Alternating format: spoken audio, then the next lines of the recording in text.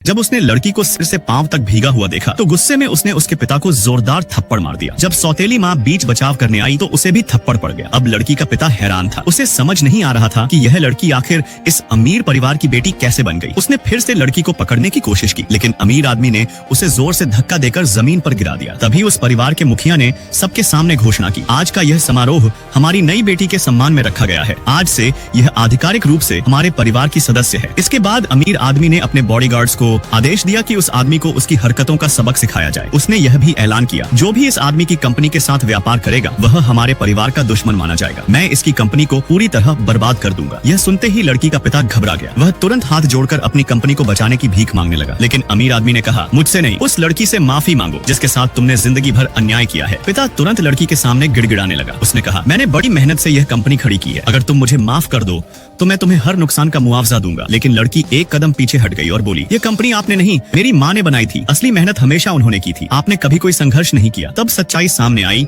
कि कंपनी की हर बड़ी डील लड़की की माँ ही संभालती थी। बाद में जब उन्हें पेट का कैंसर हो गया तब भी उस आदमी ने उनके इलाज के लिए पैसे देने से इनकार कर दिया। इतना ही नहीं, व्यापारिक सौदे पूरे करने के लिए वह उन्हें गंभीर बीमारी की हालत में भी ग्राहकों के साथ बैठकर शराब पीने के लिए मजबूर करता था। अपनी माँ के सारे दुख याद करके लड़की की आंखों से आंसू बहने लगे। उसने दृढ़ आवाज में कहा, मैं आपको कभी माफ नहीं करूंगी। पहले मेरी माँ को उनका सम्मान और उनका हकस वापस दिलाइए। यह सुनकर अमीर आदमी भावुक हो गया। उसने लड़की को गले लगाया और कहा, अब से तुम कभी अकेली नहीं रहोगी, मैं हमेशा तुम्हारे साथ रहूंगा। इसके बाद उसने अपने बॉडीगार्ड्स को आदेश दिया कि उस आदमी और उसके पूरे परिवार को तुरंत वहां से बाहर निकाल दिया जाए। उस रात के कुछ ही समय बाद उस आदमी की कंपनी पूरी तरह दिवालिया हो गई।